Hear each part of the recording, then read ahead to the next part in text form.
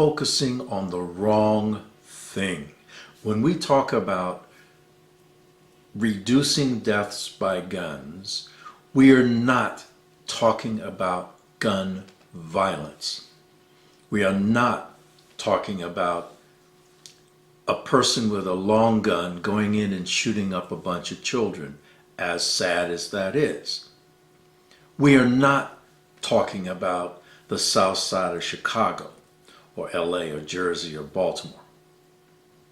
That's not where it matters.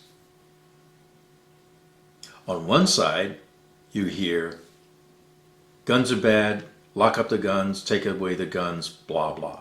On the other side, you hear leave my guns alone, Second Amendment, blah, blah.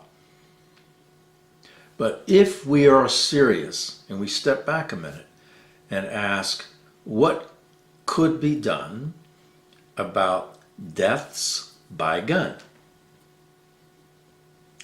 then you are left to focus on suicide by firearm.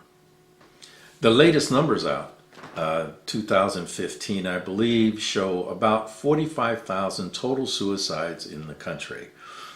About half of that is from guns. So if you think about making the largest impact on reducing gun-related deaths, you are left with the task of focusing on suicides by gun. I believe, and there are others, that that is the common ground where we can come to and say that is a good thing to do. Personally, from my point of view, if someone wants to suck on their gun, that's their own business. They're only hurting themselves. Until you then look at the pain and the suffering inflicted on the survivors. So at the end of the day, if I'm not being selfish and I'm a responsible gun owner, and I am, then I have to agree. Focusing on suicide by gun is where the conversation needs to go. Now, I'm in one of the 4 states that have one of the highest suicide rates by gun, and that's Idaho. There's Utah and Colorado, or a couple others. So let's have a dialogue. Let's talk about some facts. Here's a bit for you.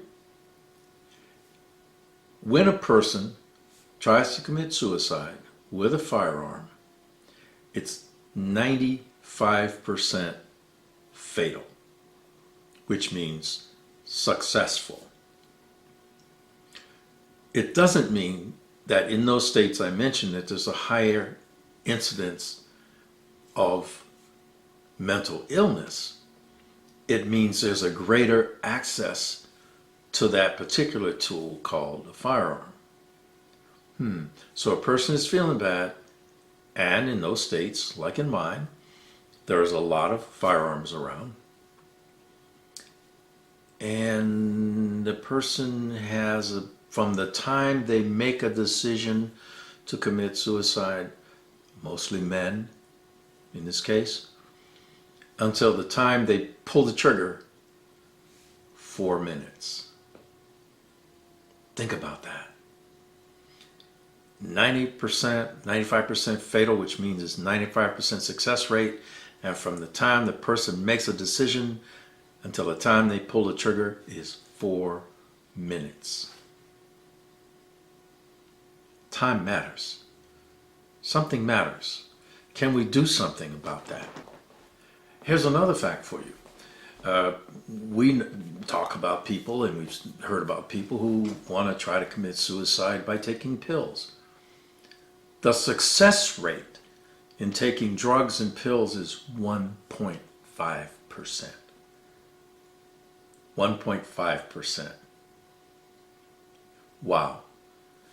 90% with a firearm, 1.5% success rate with something other than a firearm, in this case, pills.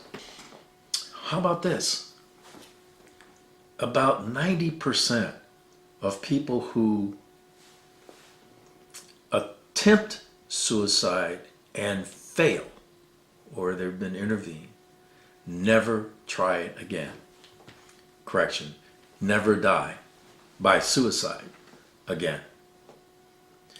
And there's a classic example.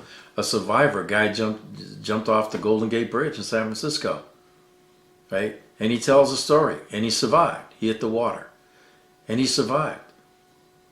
And he says on the way down, he went, shit, right? Thoughts of suicide never have come back into his head again. And he's a staunch supporter of suicide prevention in general. So it matters. It matters. If you can stop that first attempt, the person has a high chance of never trying it again. When you come to guns, you have 5 minutes.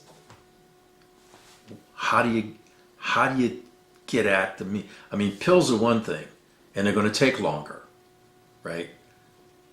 The firearm is going to be instant. So, means matters. So how can you take effective action? You're a gun owner, right? You're a strong Second Amendment supporter. What do you do? What do you do? And avoid those dreaded words, restrict access to firearms. How do you deal with that? And interesting enough, this is not about gun safety. It's not about gun safety.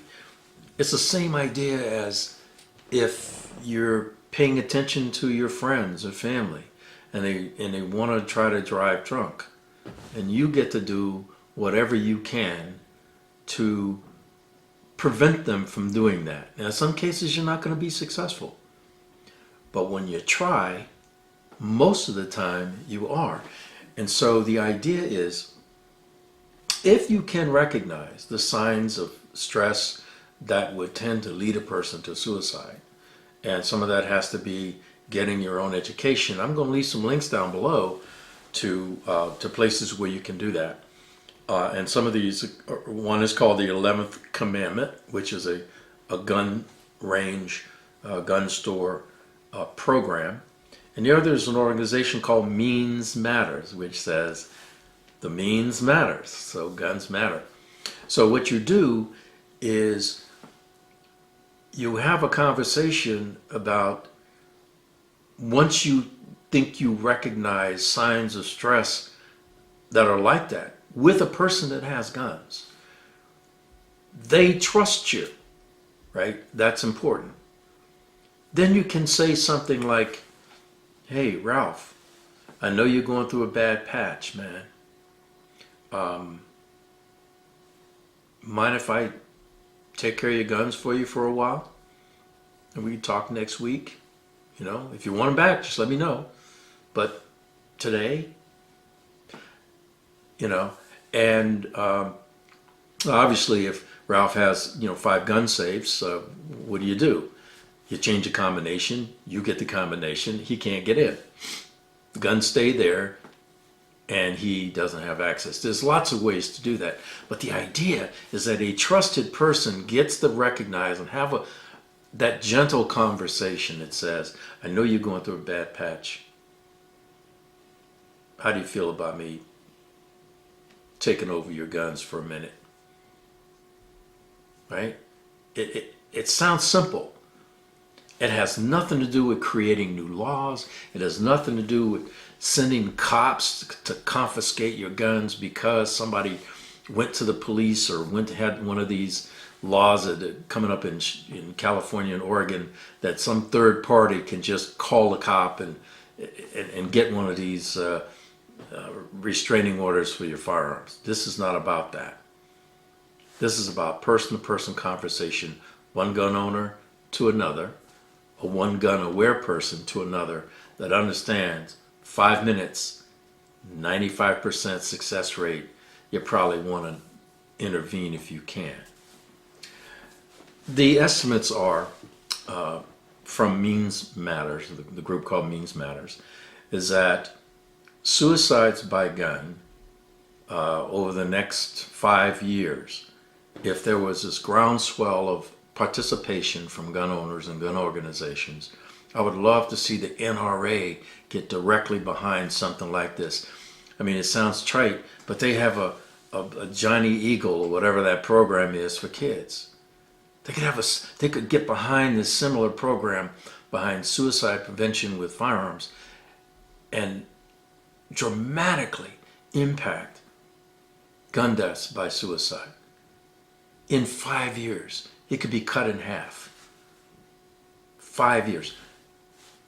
That's more than all of the other gun deaths that we hear about and worry about in the news.